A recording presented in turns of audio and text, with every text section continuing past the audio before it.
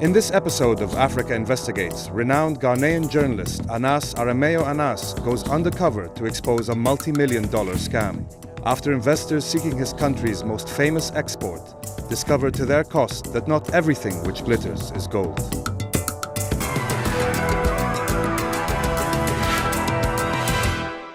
They want to bribe you a money for you to accept. For the police people, they should get them released. For any amount of money, I should talk. This is a voice from the criminal underworld of Ghana. I have just finished an undercover investigation that has rattled the cages of these gangsters. My name is Anas Arameo Anas. I am an undercover journalist here in Ghana, and with my team have spent years now infiltrating and fighting crime and corruption in my country. My anonymity is my secret weapon, and this time I am using it against a new enemy, gold scammers. These fraudsters have become a major threat to companies and individuals looking to invest in my country's most valuable commodity, gold. The scammers entice foreign investors with deals at well below normal rates, and with global gold prices now hitting record highs, the profits on offer seem too good to resist. But the cheap gold doesn't exist. The investors are taking for millions while the fraudsters get rich. This time, I am going to make the scammers pay as I go undercover to lift the lid on this illusory pot of gold. I'm on my way to meet a businessman who has been scammed of over $1.5 million. Todd from America was scammed last year when finalizing a deal for 56 kilos of gold at a local refinery called Asavasa. I was storing the gold at Asavasa. They have vaults there. We tested it. It was good.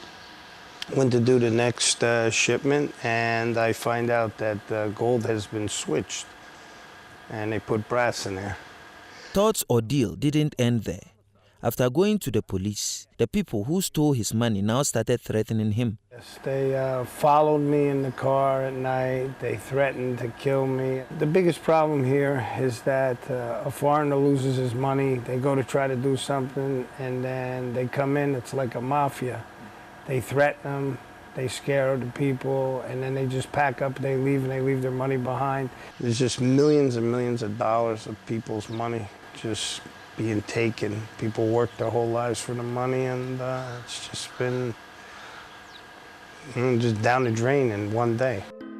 Hearing Todd's story, it made me angry that not only were these scammers stealing from individuals like Todd, they were damaging the reputation and development opportunities of my country.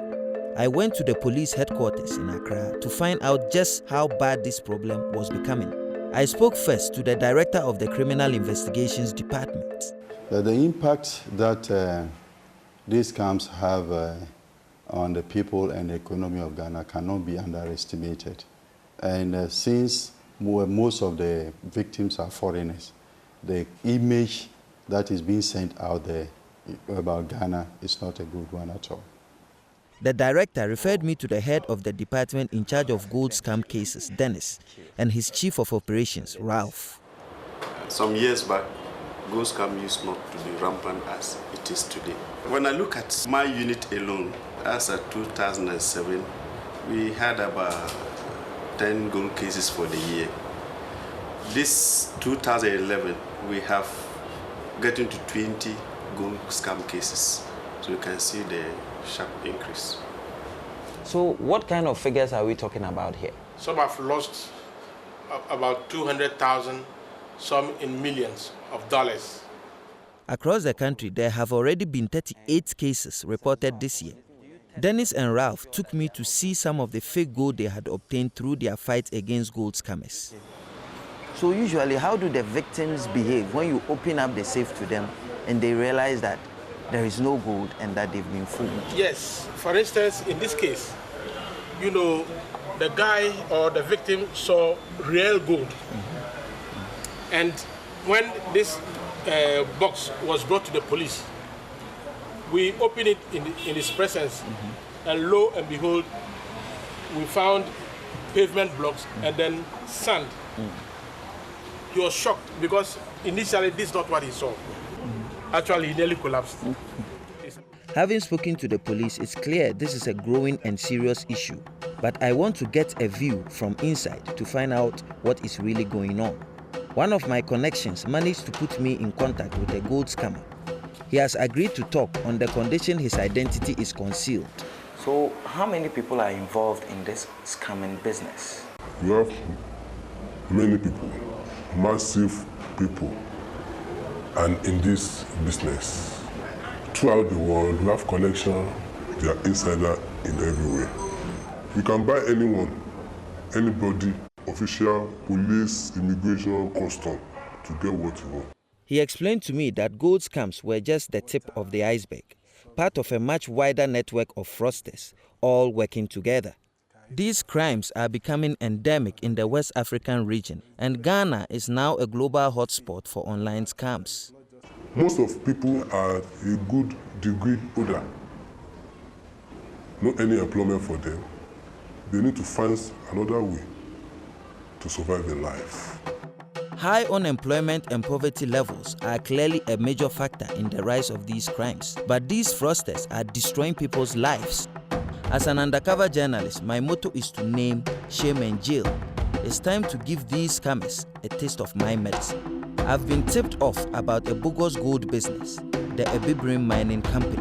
An informant has told me that it is a front for a well-established group of scammers. But to prove it, I need to get inside their operation and run a sting. So I've enlisted an associate, Bilal, to act the part of a wealthy investor. I'll be posing as his friend, a professional footballer who has played soccer abroad. I contact the mining company on Bilal's behalf. I tell them he'll be arriving from the Middle East in a few days' time and that he's keen to buy some gold. Within hours, I get an enthusiastic response from the CEO, a man called Patrick Boache. The company even offers to collect my friend from the airport and take him to his hotel. The game is on. Assalamu alaikum, Bilal.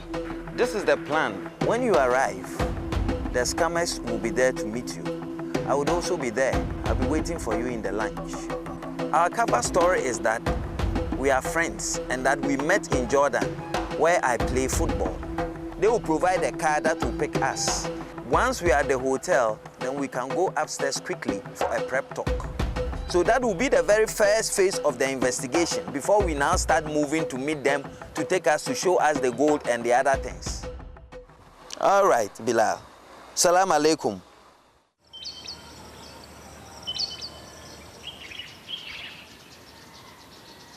Bilal arrives today at 12:30. Now, you, Desmond, you keep a safe distance away from me. Make sure your hidden cameras are able to pick us from this safe distance. Now, Salasi, you will be in a vehicle about 100 meters away from us. When we come out, you will follow us until we get to the hotel. We have booked a room on the 3rd floor. You keep an eye on us.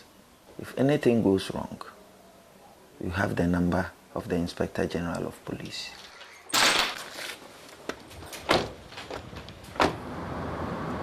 We are on our way to meet Bilal and to meet the scammers for the first time. These times are usually uncertain times because you're dealing with criminals.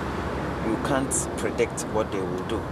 The most important things that I take into consideration is to stay focused, be in character, and overall keep the smiles on. On our way to the airport, Bilal called to say he had arrived early and had already been met by someone as he came off the plane. I was worried as I wanted to be with him when the scammers arrived. I hurried inside to find him. Good to meet you.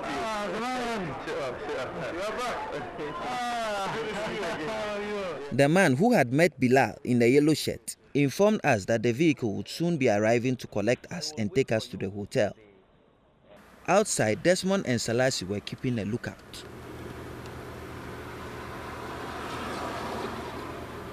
I've seen Bilal and boss. Good.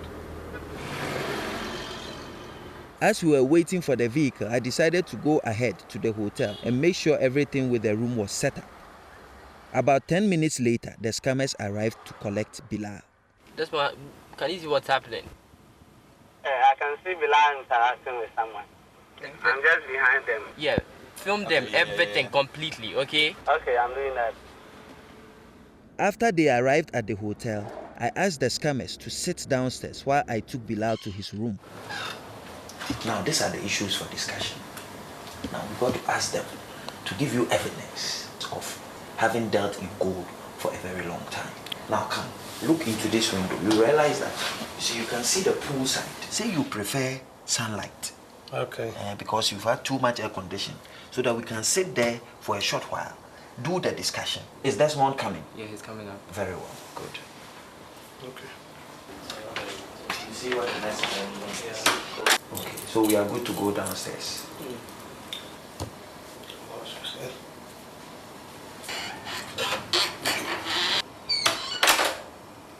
In the meeting, we realized the two men were junior representatives for the chief scammer. They had been sent to make the initial contact and to fill us out. They explained that their boss would call Bilal in the evening to arrange a meeting. All in all, I felt this was a very successful opening day for the investigation. Everything had gone to plan.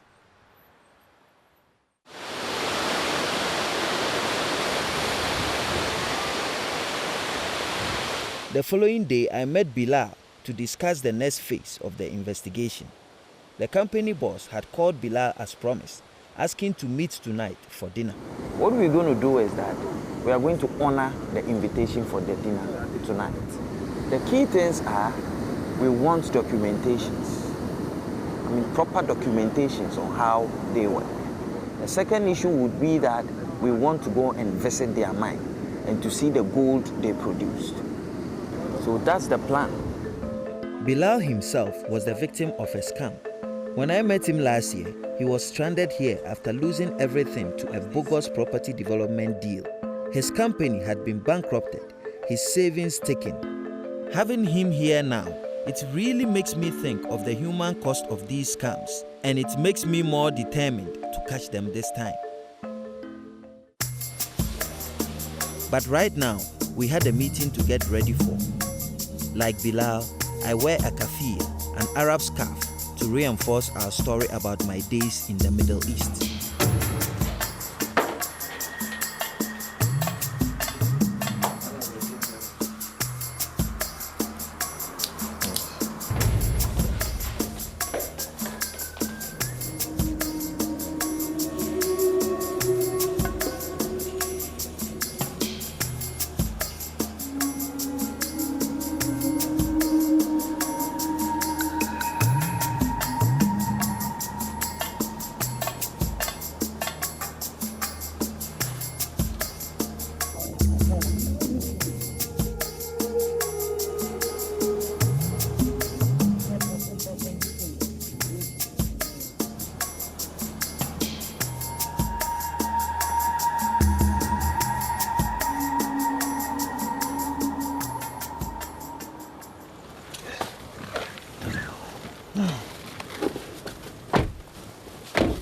Yeah, it went well. We had the conversation with him.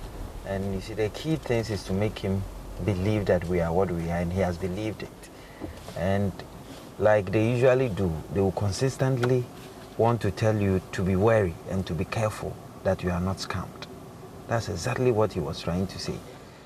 The next step was to check the authenticity of the documents provided to us by Patrick. Mr. Amponsa is the manager of monitoring and evaluation at the Minerals Commission, the government body responsible for regulating the mining sector. Oh, I was even looking at, I even saw the name here. Yeah, Abibra Mining Company Limited. We actually received this documentation from outside, trying to check on the background of this company. Immediately, I could testify that it's a fraudulent company, because you don't have anything like Ghana Export Council in this country. It's Ghana Export Promotion Council. It was concerning to think how many other investors were out there now communicating with these fraudulent companies. I must say that I also blame the scam. You don't buy gold like tomatoes in the market. Something that is worth about $50,000, you say, oh, they've gotten some people who are selling it to them for $35,000. I tell you, you are in for a danger. In the consumer-driven world of today, it is obvious that scammers won't be the only people to feel the temptation of easy money. Whether or not most scam victims are here while trying to make a fast buck, Mr. Mponse's words served as a timely reminder that investors need to be sensible and take necessary precautions. The next day, we were on our way to meet the scammers who were taking us to visit their gold mine. We managed to convince them to allow us to film the trip, claiming that Bilal's business partners back home wanted to see the footage before making any commitments. As usual, Selassie and my backup team would be close behind.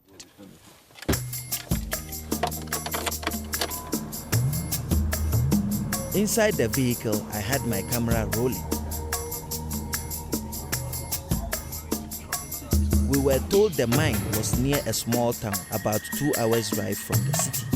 When we arrived, the chief scammer, Patrick, was there with his people, along with what were claimed to be 2 chiefs of the local area. We later confirmed that both men were indeed fakes. The mine itself was still another hour's journey, mostly by foot. As we got closer, the evidence of illegal small-scale mining was everywhere to be seen. The explosive growth of illegal mining has become a major problem in my country and has contributed to the rise in fraudulent companies and gold scams. The environmental and economic costs of these mines have been devastating, but most of these workers have nowhere else to turn due to unemployment. Hundreds are thought to die each year in accidents. Back at the house, the scammers showed us what they claimed to be 50 kilos of gold dust, worth over $2 million. We told them we wanted bars, 75 kilos.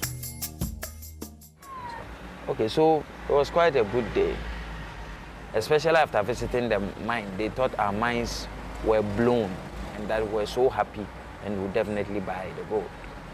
Another interesting portion of it was when one of them approached me and said that they would give me a cut after the sale of the gold to Bilal.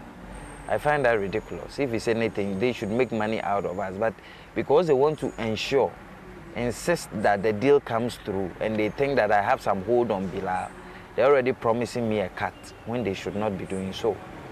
The assumption by the scammers that I would betray my friend for money made me really angry. It's this kind of thinking that is so damaging to my continent. But it showed me that they were getting hungry.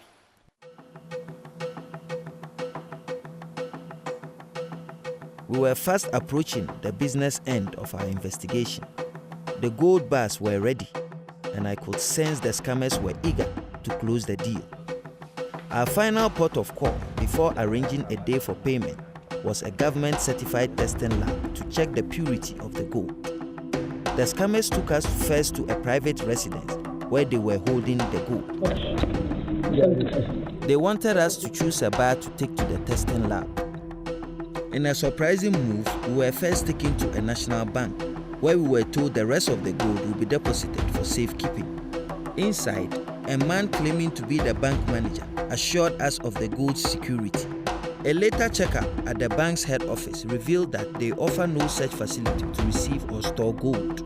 The alleged bank manager was in on the scam. The Geological Survey Department is a government-run body with private mineral testing facilities. The results from the test on our bar indicated that it was 85% pure. It was real. We were then taken to see a lawyer to receive legal guidance on how to export the gold. It is not clear whether he knew he was helping to perpetuate a fraud, but what is certain is that the whole day had been a carefully orchestrated charade to suck us deeper into their trap. Now the semi-finals is over. We are getting to the finals tomorrow. We've collated all the evidence. Tomorrow morning, I'm going to present it to the police. The raid will take place when we make the final payment. Now the critical things about the raid is that the fake gold must be there. We must be able to get evidence of intent to sell, because the whole point is to get them behind bars. It was time to pay another visit to the police. Some journalists may question my tendency to cross over into collaboration with the authorities. But for me, in this country, it's about seeing things through and getting the job done.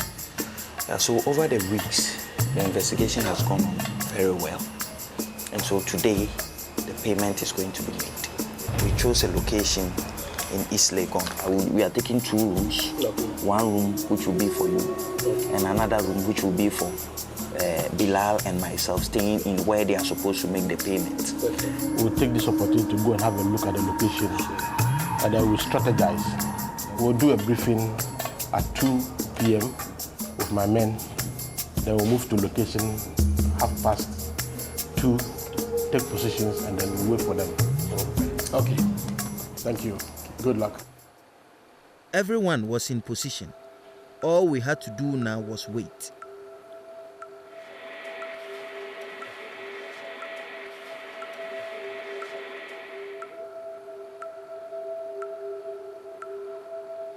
Then they arrived. Patrick, how are you? How are you? But there was a problem. They hadn't brought the gold. Citing security concerns, they told us to move to a different hotel nearby, where they said the gold was waiting. Don't let the men move. Are the men here? They shouldn't move, because they are playing very smart with us that they kept the gold somewhere else. We are going to argue that no, unless they bring the gold here. So you say no, you get angry. No, you don't allow. The people, they want to cheat you. You understand? That's the key. Let's go. Told you, Muhammad, before. Hey, I told you to explain to these people. Look, Mr. Patrick, if you want to deal like this, I stop everything now. Okay, I'm so I have plenty to do. It was no use. They would not give in. To bust these people today, we would have to take the risk of going with them. I decided with Ralph that we should go.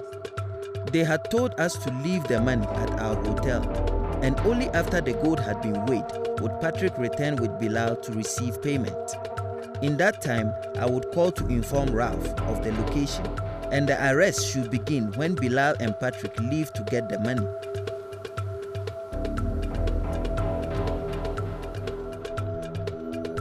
At their hotel, the gold was waiting. I left the room to inform Ralph of our location so he could prepare to send in his team.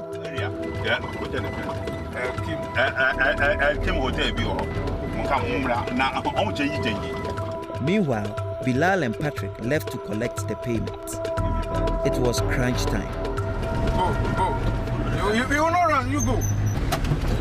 My friend, stop. Charlie. Stand up, baby. Come down. What's the problem? Take your time. Let me find out who you are. I'm a policeman. Yes. Come down. Move your hand. Come down from the car. Go. Policeman, you are under arrest and look at the stupid thing you are doing. Can you fight me? Listen. Come here. Listen.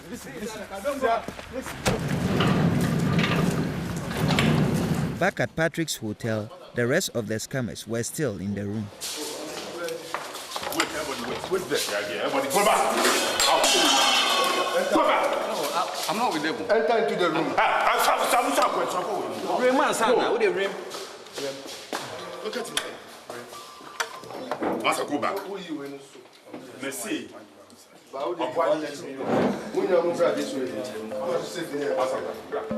And so our investigation came to a successful conclusion. Police tests on the 75 kilos of gold confirmed that it was indeed fake.